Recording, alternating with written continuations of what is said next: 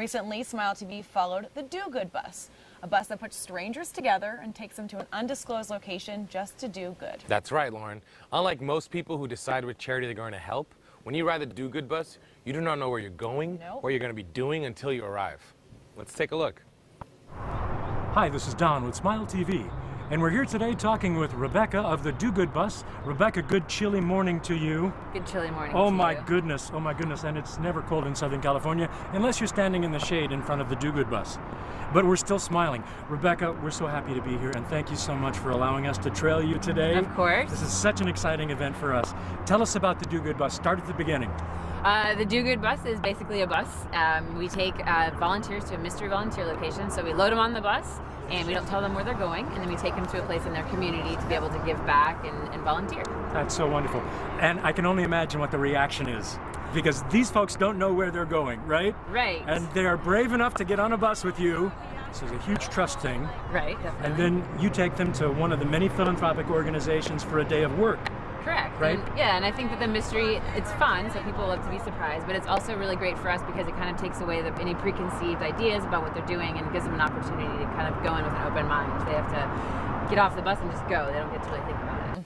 All right, well, our next story will really touch your heart. SmileTV visited Ride On, a special place that embraces therapeutic horsemanship to help children and adults with disabilities. Yeah, it's amazing that the specific movements of these horses can help therapists gain results that can't be achieved in the clinical setting or by machines.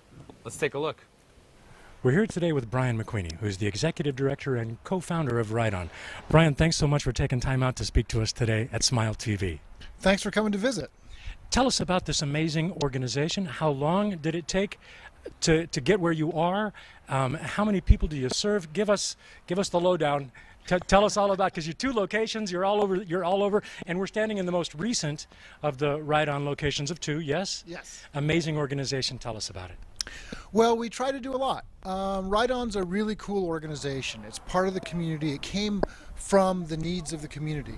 We really looked around. We saw individuals with disabilities. They have the same dreams and aspirations that any of us have, but they need a bit of a support system. They need a safety net. And Ride On is really that safety net. These are a lot of kids you're talking about who don't make friends easily, who have a hard time navigating, you know, a school and certain things like that, who maybe don't do extracurriculars. You know, they come here and they're responsible for something. They have to take care of something. They're in charge. And it's overwhelming sometimes to them, but at the end of it, they're best friends. Bree, tell us the difference between hippotherapy and therapeutic riding. Therapeutic riding is actually teaching riding skills. So to these individuals who are disabled, we're teaching them the same things kids who are typical would learn at Barnes. It just, we adapt it in a different way so it's safe. Hippotherapy is actually an OT-PT session on the horse using their movement to facilitate the therapy. So it's done by licensed PTs or OTs, and it's not teaching horseback riding skills, it is a therapy session. Tell us a little bit more about what Sarah's doing here.